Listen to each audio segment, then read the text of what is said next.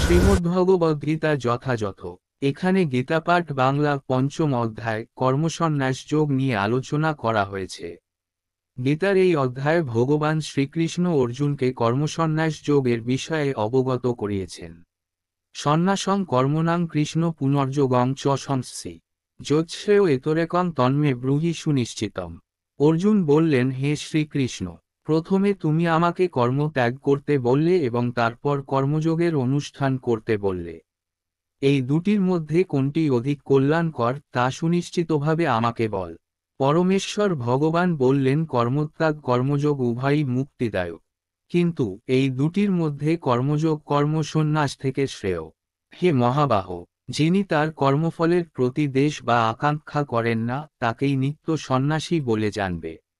এই প্রকার ব্যক্তি দ্বন্দ্বরহিত এবং পরম সুখে কর্মবন্ধন থেকে মুক্তি লাভ করেন। অল্পজ্ঞ ব্যক্তিরাই কেবল সাংখ্যযোগ ও কর্মযোগকে পৃথক পৃথক পদ্ধতি বলে প্রকাশ করে, পণ্ডিতেরা তা বলেন না। উভয়ের মধ্যে যে কোন একটিকে সুষ্ঠুরূপে আচরণ করলে উভয়ের ফলই লাভ হয়। যিনি জানেন সাংখ্যযোগের দ্বারা যে গতি লাভ হয়, কর্মযোগের দ্বারাও সেই গতি প্রাপ্ত হওয়া যায়, এবং যিনি সাংখ্যযোগ ও কর্মযোগকে এক বলে জানেন, তিনিই যথার্থ তত্ত্বদ্রষ্টা। হে মহাবাহ, কর্মযোগ ব্যতীত কেবল কর্মত্যাগরূপ সন্ন্যাস দুঃখজনক, কিন্তু যোগযুক্ত মুনি অচিরেই ব্রহ্মকে লাভ করেন। যোগযুক্ত জ্ঞানী বিশুদ্ধ বুদ্ধি, বিশুদ্ধ চিত্ত ও জিতেন্দ্রিয়, এবং তিনি সমস্ত জীবের অনুরাগভাজন হয়ে সমস্ত কর্ম করেও তাতে লিপ্ত হন না। চিন্ম চেতনায় অধিষ্ঠিত ব্যক্তি দর্শন, শ্রবণ, স্পর্শ, ঘ্রাণ, ভোজন, গমন, নিদ্রা ও নিঃশ্বাস আদি ক্রিয়া করেও সর্বদা জানেন যে প্রকৃতপক্ষে তিনি কিছুই করছেন না। কারণ প্রলাপ, ত্যাগ, গ্রহণ, চক্ষুর উন্মেষ ও নিমেষ করার সময় তিনি সব সময় জানেন যে জড় ইন্দ্রিয়গুলি কেবল ইন্দ্রিয়ের বিষয়ে প্রবৃত্ত হয়েছে, তিনি নিজে কিছুই করছেন না।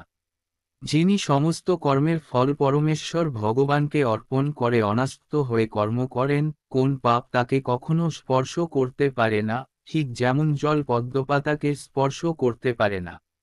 আত্মশুদ্ধির জন্য যোগীরা কর্মফলের আসক্তি ত্যাগ করে দেহ, মন, বুদ্ধি, এমনকি ইন্দ্রিয়ের দ্বারাও কর্ম করেন। যোগী কর্মফল ত্যাগ করে নৈষ্ঠিকী শান্তি লাভ করেন, কিন্তু শোকামকর্মী কর্মফলের প্রতি আসক্ত হয়ে কর্ম করার ফলে কর্মের বন্ধনে আবদ্ধ হয়। বাহ্যে সমস্ত কার্য করেও মনের দ্বারা সমস্ত কর্ম ত্যাগ করে জীব নবদার বিশিষ্ট দেহরূপ গৃহে পরম সুখে বাস করতে থাকেন। তিনি নিজে কিছুই করেন না এবং কাউকে দিয়েও কিছু করান না। দেহরূপ নগরীর প্রভু জীব কর্ম সৃষ্টি করে না, সে কাউকে দিয়ে কিছু করায় না এবং সে কর্মের ফলও সৃষ্টি করে না। এই সবই হয় জোড়া প্রকৃতির গুণের প্রভাবে। পরমেশ্বর ভগবান জীবের পাপ অথবা পুণ্য কিছুই গ্রহণ করেন না। অজ্ঞানের দ্বারা প্রকৃত জ্ঞান আবৃত হওয়ার ফলে জীবসমূহ মহাচ্ছন্ন হয়ে পড়ে। জ্ঞানের প্রভাবে যাদের অজ্ঞান বিনষ্ট হয়েছে, তাদের সেই জ্ঞান অপ্রাকৃত পরমতত্ত্বকে প্রকাশ করে, ঠিক যেমন দিনমানে সূর্যের উদয়ে সবকিছু প্রকাশিত হয়। যার বুদ্ধি ভগবানের প্রতি উন্মুখ হয়েছে, মন ভগবানের চিন্তায় একাগ্র হয়েছে, নিষ্ঠা ভগবানের দৃঢ় হয়েছে এবং যিনি ভগবানকে তার একমাত্র আশ্রয় বলে গ্রহণ করেছেন, জ্ঞানের দ্বারা তার সমস্ত কলস সম্পূর্ণরূপে বিধৌত হয়েছে এবং তিনি জন্ম মৃত্যুর বন্ধন থেকে মুক্ত হয়েছেন। জ্ঞানবান পণ্ডিতেরা বিদ্যা বিনয়সম্পন্ন ব্রাহ্মণ, গাভী, হস্তি, কুকুর ও চণ্ডাল সকলের প্রতি সমদর্শী হন। যাদের মন সাম্যে অবস্থিত হয়েছে, তারা ইহলোকেই জন্ম ও মৃত্যুর সংসার জয় করেছেন। তারা ব্রহ্মের মতো নির্দোষ, তাই তারা ব্রহ্মেই অবস্থিত হয়ে আছেন। যে ব্যক্তি প্রিয় বস্তুর প্রাপ্তিতে উৎফুল্ল হন না এবং অপ্রিয় বস্তুর প্রাপ্তিতে বিচলিত হন না, যিনি স্থিরবুদ্ধি, মোহশূন্য ও ভগবৎ তত্ত্ববেত্ত, তিনি ব্রহ্মেই অবস্থিত। সেই প্রকার ব্রহ্মবিদ পুরুষ কোন রকম জড় ইন্দ্রিয় সুখ ভোগের প্রতি আকৃষ্ট হন না, তিনি চিদ্গত সুখ লাভ করেন।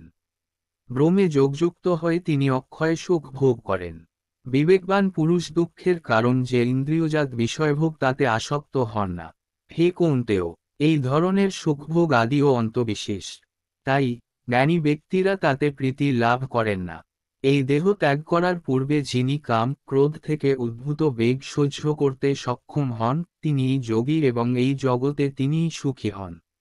যিনি আত্মাতেই সুখ অনুভব করেন, যিনি আত্মাতেই ক্রীড়াযুক্ত এবং আত্মাই যার লক্ষ্য, তিনিই যোগী। তিনি ব্রহ্মে অবস্থিত হয়ে ব্রহ্মনির্বাণ লাভ করেন। সংযত চিত্ত সমস্ত জীবের কল্যাণে রত এবং সংশয় রহিত নিষ্পাপ ঋষিগণ ব্রহ্মনির্বাণ লাভ করেন। কামক্রোধ শূন্য সংযত চিত্ত আত্মতত্ত্বজ্ঞ সন্ন্যাসীরা সর্বতোভাবে অচিরেই ব্রহ্মনির্বাণ লাভ করেন। মন থেকে বাহ্য ইন্দ্রিয়ের বিষয় প্রত্যাহার করে, ভ্রুযুগলের মধ্যে দৃষ্টি স্থির করে, নাসিকার মধ্যে বিচরণশীল প্রাণ ও অপান বায়ুর ঊর্ধ্ব ও অধোগতি রোধ করে, ইন্দ্রিয় মন ও বুদ্ধি সংযম করে এবং ইচ্ছা ভয় ও ক্রোধ শূন্য হয়ে যে মুনি সর্বদা বিরাজ করেন, তিনি নিশ্চিতভাবে মুক্ত।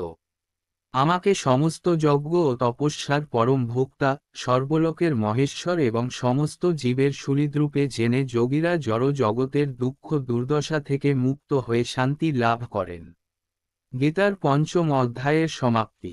বন্ধুরা, ভিডিওটি ভালো লাগলে আমার চ্যানেলটি সাবস্ক্রাইব করুন। ভিডিও ভালো লাগলে লাইক করুন এবং ভিডিওটি সাবস্ক্রাইব করার সাথে সাথে শেয়ার করুন।